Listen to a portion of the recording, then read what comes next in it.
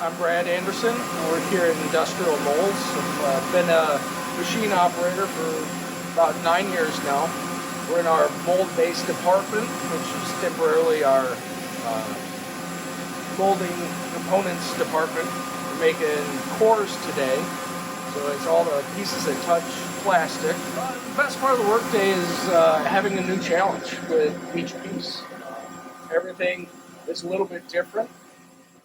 Got an A82 with a reversible tombstone. Use magnets to hold the pieces of metal that we're using. Right now we're cutting all soft steel.